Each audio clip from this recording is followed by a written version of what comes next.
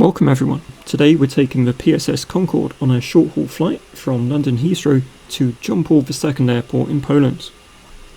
We've started on the runway with engines on, we're flying a direct route and our nose is at 5 degrees ready for takeoff. So let's throttle up and light the afterburners. We're actually fairly heavy today, so we'll start to rotate at around 200 knots and the airplane slowly begins to gain altitude. Once we have positive rate, the landing gear comes up. 250 knots, switch off the afterburners and raise the nose. We'll switch on Fly Director, Autopilot, INS follow, max climb and altitude acquire to 28,000 feet.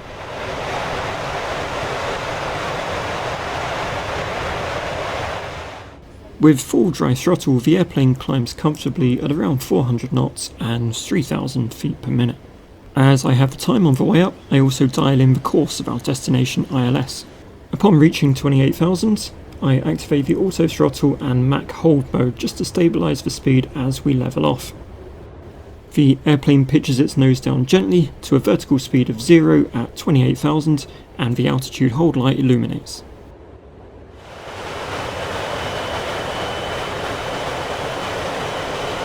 It's now time to begin our supersonic climb, so we've dialed in 60,000 feet on the MCP. We'll now hit max climb, altitude acquire, and we'll activate the afterburners. As you'd expect, the airplane now begins to accelerate and climb towards that target altitude. It's not long until we accelerate through Mach 1 and break the sound barrier. As the climb continues, the max cruise light illuminates. This means we can switch off the afterburners and begin our cruise climb. Concorde soon passes through Mach 2 and continues to climb. We're currently at 48,000, but our final Supercruise altitude should be much higher. Looking at our distance to go, we've got about 400 miles left. We're going to start our descent at around 220. Our final cruise climb altitude is about 53,000 feet.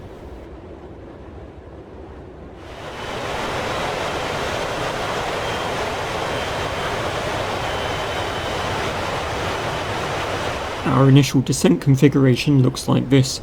Auto throttle set to acquire mode and 350 knots as the target speed.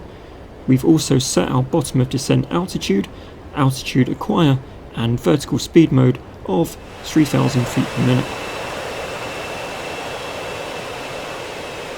It's not long until Concorde reaches subsonic speed again.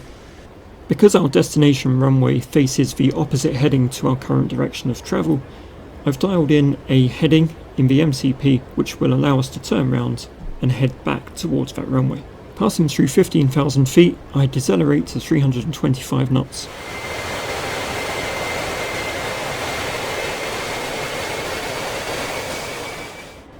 We aim for 250 knots below 10,000 feet, and shortly after we overfly our destination, I activate track heading, which will begin our turn back towards the airport.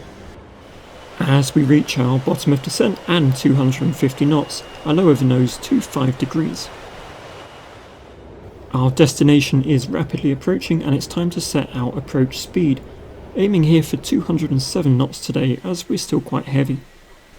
Upon reaching that approach speed, we can lower the nose all the way and extend the landing gear. We're now getting close to the airport, so I change the nav source over to radio, activate localizer and land. When the localizer comes alive, the localizer light illuminates.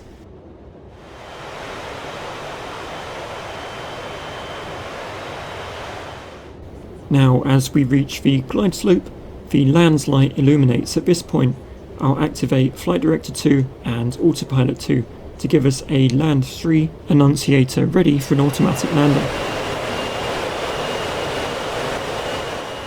So here we are, approaching a runway that is much shorter than I expected in a Concorde that is much heavier than I expected it to be at this point.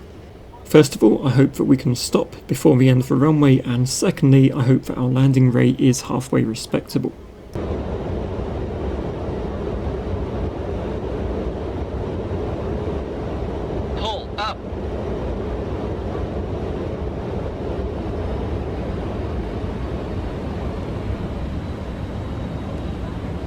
So according to the vertical speed indicator, that touchdown was around 400 feet per minute, which is very high for a Concorde Autoland, but given the extra speed and the weight we were carrying, I don't think it's that bad.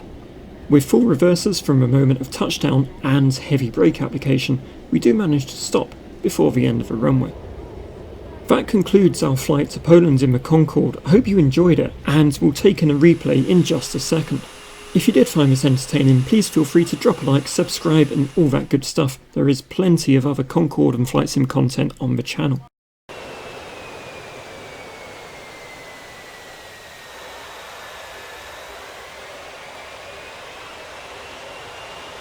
I've posted a link to download Flight Sim 2004 in the description below, and a link to the second-hand store in the UK where I bought the PSS Concorde.